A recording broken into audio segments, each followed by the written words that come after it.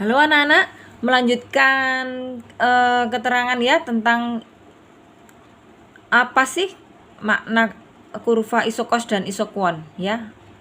Yang tadi sebelumnya sudah saya terangkan tadi ya, bahwa posisi di Indonesia lebih murah tenaga kerjanya daripada Korea Selatan. Jadi kalau ketika dengan dana $900 misalnya, itu kita di Indonesia dapat 75 orang gitu, sedangkan di Korea Selatan cuma bisa bayarin 30 orang. Oke, paham ya? Nah, kemudian di Indonesia mesinnya yang mahal. Dengan harga 900 cuma dapat 25 mesin kalau belikan mesin semua. Dan kalau di Korea Selatan dapat 80. Jadi lebih murah mesinnya daripada tenaga kerjanya. Makanya di Indonesia itu padat karya, banyak tenaga kerjanya, sedangkan di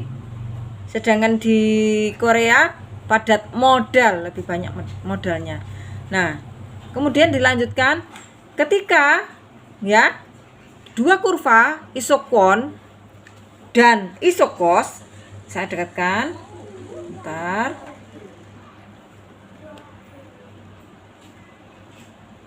ya.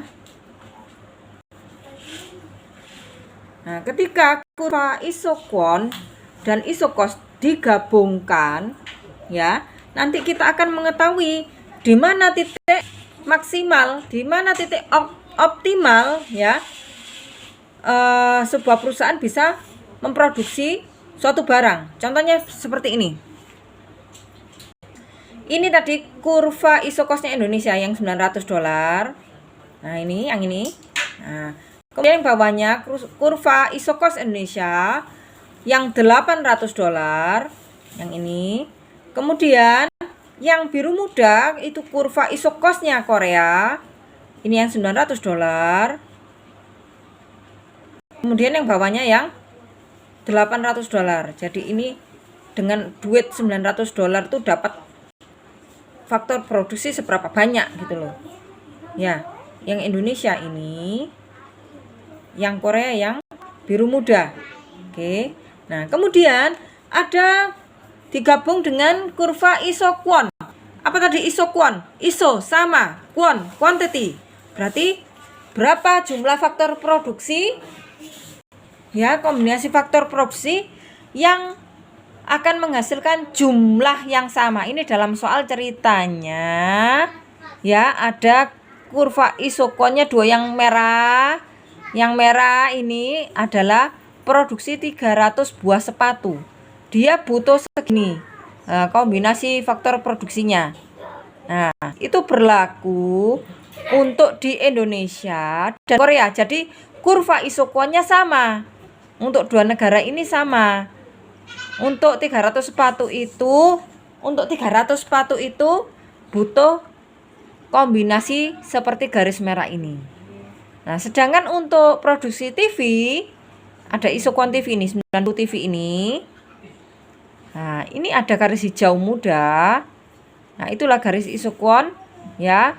Kombinasi faktor produksi yang dibutuhkan untuk memproduksi 90 TV. Nah, sekarang caranya gimana? Titik optimal perusahaan itu akan terjadi ketika kurva isokos bertemu dengan isokuon ya. Kamu lihat ini, kurva isokosnya Indonesia hitam bertemu dengan kurva isokuon sepatu di mana? Nah, kamu urut seret ketemu di sini ya kan. Nah, terus kemudian ketemu di mana? Ketemu di sini, seret di titik A.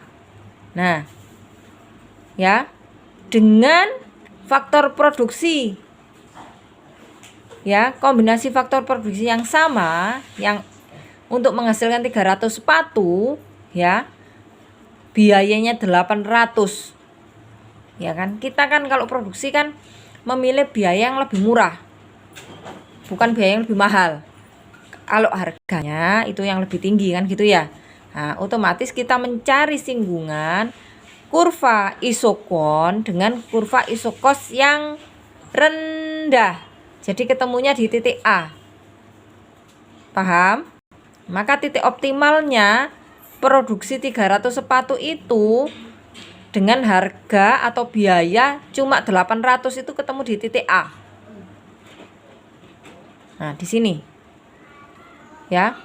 Dengan harga 800, anggaran $800 tadi menghasilkan 300 sepatu di titik A. Jangan ambil yang ini, jangan perpotongan yang dengan yang 900. Rugi kan, sama-sama produksi 300 sepatu kok biayanya selisih $100 kan rugi. Ya, maka cari yang lebih rendah. Nah, di titik A. Optimalnya Indonesia itu di titik A.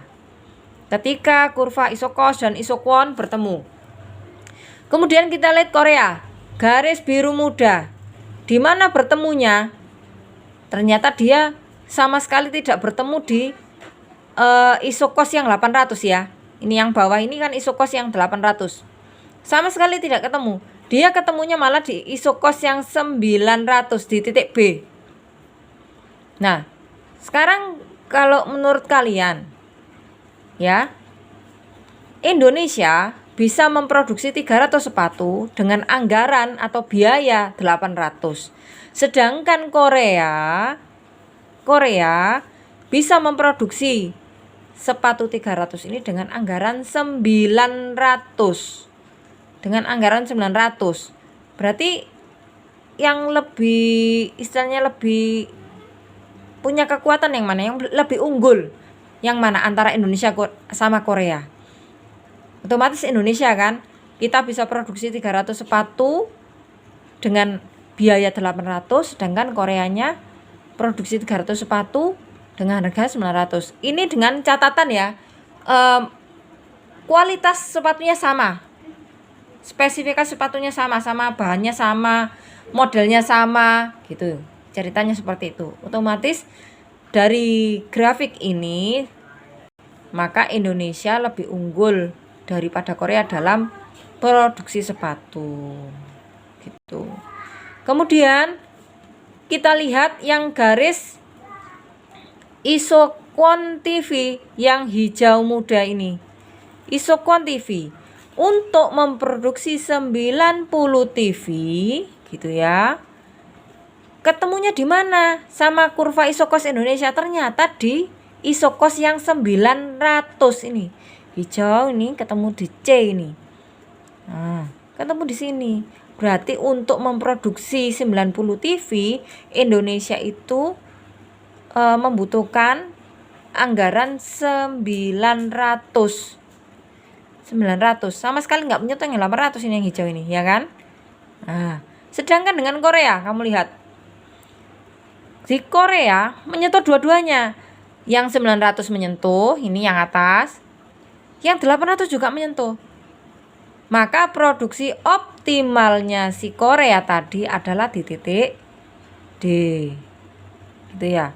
Dia bisa memproduksi 90 TV dengan kos atau istilahnya biayanya cuma 800. Berarti unggul mana Indonesia sama Korea? Kalau Indonesia memproduksinya dengan biaya 900, kalau Korea bisa 800 dia. Berarti lebih unggul Korea dalam produksi TV. Oke. Nah, jadi otomatis dengan kurva isokwon dan isokos ini maka Indonesia bisa memilih ya, lebih memilih produksi sepatu. Sedangkan Koreanya yang produksi TV. Jadi biar optimal. Enggak dua-duanya sih. Jadi nanti biar Indonesia yang sepatu ya. Indonesia yang sepatu, biar Koreanya yang produksi TV. Jadi nanti istilahnya investor tuh bisa memilih, oh aku mau beli pabrik di Indonesia apa Korea. Nah, ini fungsinya kurva ini. Dia melihat mana biaya yang paling rendah gitu. Jadi ini fungsinya untuk investor, orang yang menanamkan modal ya, yang sudah multinasional itu. gitu. Paham ya? Nah, ini memang agak ribet. Kalau kamu kurang paham, dengarkan lagi dari awal tadi. Kurang paham lagi, tanya. Oke. Nanti kamu baca. Nah, ini stop dulu, sudah 10 menit.